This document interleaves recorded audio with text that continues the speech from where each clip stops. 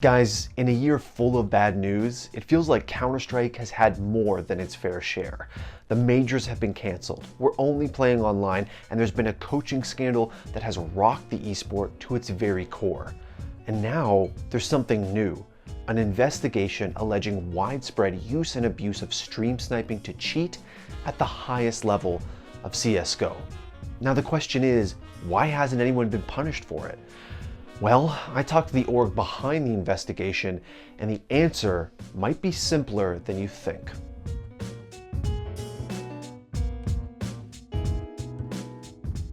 Now, before we get into the story proper, I have to remind you that theScore Esports is doing our annual award show this Friday, December 11th. It's going live on Twitch and YouTube, and I want to see you there. Now, back to the story. Last week, the Esports Integrity Commission, a watchdog group whose mission is to investigate and prosecute cheating in esports, dropped a bombshell of a report. And no, I'm not talking about the coaching ban. I'm talking about a new investigation that alleges widespread cheating in the form of stream sniping at the highest levels of CSGO. Let me read you the first part of ESIC's report on their own investigation. Quote, "Through the period of May to June 2020, ESIC received numerous allegations of coaches and teams engaging in stream sniping behavior, having the broadcast stream visible during the progress of the match, usually on a second monitor, sometimes called ghosting, during online competitions.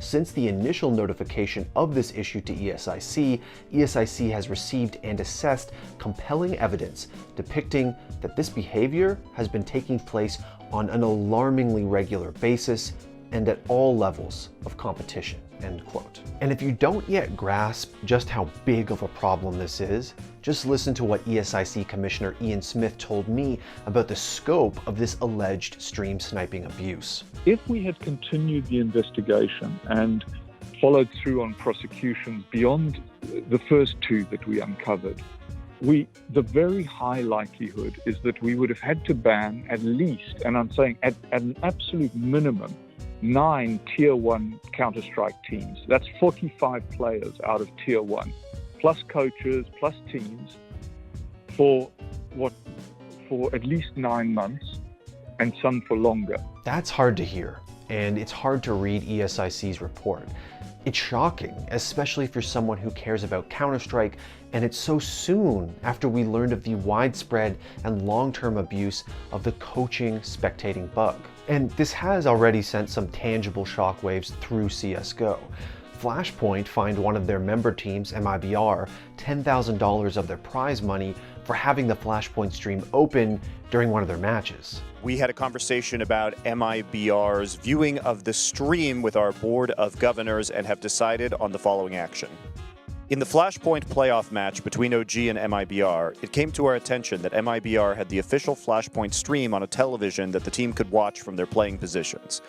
While we have our streams on a long delay to reduce the amount of information teams can gain from watching the broadcast, we still find MIBR's action to be a breach of a competitive integrity in our event. We will be fining MIBR $10,000 from their prize winnings and donating it to a Brazilian charity that we will select after the conclusion of our tournament. All Flashpoint teams have been notified that any evidence of watching the broadcast stream during their matches will result in disqualification. And just yesterday, what we might call a kerfuffle in Canada erupted when players refused to allow Blast unlimited access to their voice comms and video recordings. Now, it was never explicitly stated, but it seems reasonable to assume that one reason Blast wants access to all this, aside from content, is to investigate and prevent future allegations of stream sniping. The Counter-Strike Players Association released a statement about it, and Blast even addressed that live on their broadcast during a special segment. Now, back to the ESIC investigation. The report details 5 recommendations for TOs to help prevent potential stream sniping abuse. But this time, no bans, no sanctions. And once you get past the initial shell shock of this investigation, the question on a lot of people's minds is, why isn't ESIC doing anything? After all, they handed bans out like candy when it came to the CSGO coaching scandal that emerged earlier this year, and apparently there's still more to come. The reasons for this, as outlined by ESIC in the same statement, were essentially threefold. 1, it would be far too damaging to the Tier 1 competitive scene. 2, it's difficult with the limited resources they have. And 3, in some cases, it's hard to prove conclusively and consistently. So they chose to draw a line in the sand, saying that no one would be prosecuted for past offenses, but any future offenses would be, quote, prosecuted vigorously. But a lot of the people looking at this from the outside in weren't satisfied. The prevailing sentiment online in some cases seemed to be, wait a minute, isn't ESIC supposed to be the people who enforce the rules? The people who prosecute the cheaters? Well, I reached out to ESIC, hopefully to get a little more insight into why they weren't able or chose not to prosecute anyone for stream sniping. And ESIC Commissioner Ian Smith, the guy you heard earlier in this video, told me that the general public simply does not understand the scope of resources needed for an investigation this massive.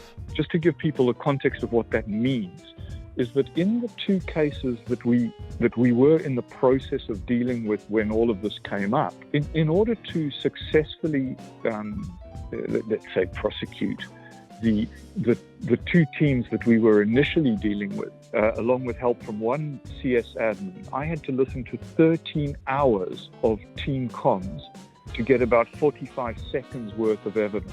Until somebody pays ESIC and me to sit through what looked like about 250 to 300 hours of in-team comms and video to find whether there was a case to answer or no case to answer, then, you know, happy days. Give me the money, I'll hire some poor kid who can sit in a dark room, listen to in-game comms for 2 months, and find those nuggets that allow me to say, this coach, this player, this team were cheating using the stream. We either, you know, act fairly and take everybody on in a fair and impartial manner, for which we need massive resources that we don't have, and people take the hit when we ban 9, 10, 11 Tier 1 teams, 15, 20 Tier 2 teams, and so on and so on. In other words, we chop the head off Counter-Strike, or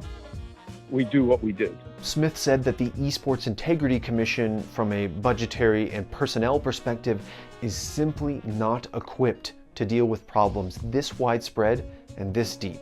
According to him, they're underfunded, overworked, and don't see a penny from Valve for their efforts. Somebody expecting us to listen to 300 hours of in-team comms needs to also realize that needs paying for, and we don't have that kind of money. We're an organization living on about $300,000 a year, doing a $3 million a year job. People need to accept that, you know, and we get nothing from Valve, I'd hasten to add, like not one penny. So, you know, we're doing their job for them on an unpaid basis. Now, you heard him use that phrase earlier, chop off the head of Counter-Strike. And some people online were upset at the decision not to prosecute because they felt that ESIC might be protecting cheaters. In fact, I spoke to one CSGO coach who is currently serving an ESIC ban, who said he thought that the lack of action is specifically to protect Counter-Strike's top teams and players. He says, compared to the coaching scandal, it's all a double standard. And because famous and influential players and teams are involved, that's why the investigation stopped. He did wish to remain anonymous when making these comments. But the ESIC commissioner told me that it is the practical reasons we talked about earlier that are the first and most significant reasons why no bans were handed out. And that if ESIC had all the resources it ever wanted, the decision to prosecute would still be a discussion. And he didn't seem sure if it would land one way or the other. And of course, if we find a case to answer, in general, we prosecute. But I've never made an in-principle decision of this nature before. So to that degree, we're in uncharted territory. It has been done in other sports, but to say that, you know, I kind of realized that we were looking at at least nine Tier 1 Counter-Strike teams, and therefore I thought, oh, this is too much. I don't want to affect the ecosystem too much. It's part of it, but it wasn't the motivation. The motivation was, if we're going to do this properly, we need a hell of a lot more resource than we've currently got. I have to say, from speaking with the ESIC commissioner, I did get painted a bit of a different picture than what was communicated in their official report. From talking to Smith, it did become clear that ESIC is simply not equipped to deal with problems this large, and that resources are the real problem. But the statement they gave on Twitter mentions the damage to top-tier CS first, and it sort of glosses over the massive amount of resources needed for an investigation of this scale. And I do think this is where a lot of the reaction online comes from. I don't think people particularly understand what a little not-for-profit organization like ESIC is really up against. And honestly, I can't blame them. Hell, I had to talk to the commissioner just to fully get it myself. You know, we're a very, very lightly funded organization trying to do a really, really big job in a really difficult, unstructured, immature market. And people are giving us a hard time over saying, right, we've decided not to prosecute stream sniping cases. And all I want to say is, well, look, I would love to prosecute them. It's not, you know, for a person interested in sports integrity, the last thing on earth you want to be doing is knowing people are cheating and not doing something about it. But at the same time, we're in the real world. And putting it bluntly, there are bigger problems than guys watching a delayed stream and, you know, at best getting a bit of information about economy. At the end there, Smith is referring to some larger scale, even more potentially damaging investigations that ESIC is currently grappling with. And that's where we currently stand when it comes to stream sniping and online CSGO. For now, as far as TOs and ESIC are concerned, no past offenses will be prosecuted, but all future offenses will be. Broadcast delays of 3 minutes or more will help negate the advantages you would get from ghosting, and betting services will change their markets based on real-time events and not on stream time. With the next major already canceled, and with CSGO looking like it's going to be online only for a while to come, we can only hope that these measures and this warning will be enough to stop any further stream sniping abuse. Okay, we're done. Just need an M board. I didn't have a specific idea for an M board on this one. Energy. Oh yeah! Gotta channel my macho man Randy Savage and become the cream of the crop on YouTube. Oh yeah. Or maybe my Hulk Hogan. Listen here, dude, because when the Hulkamania slams you on the... That's becoming just Randy Savage doing a Hulk Hogan impression. I just destroyed my throat.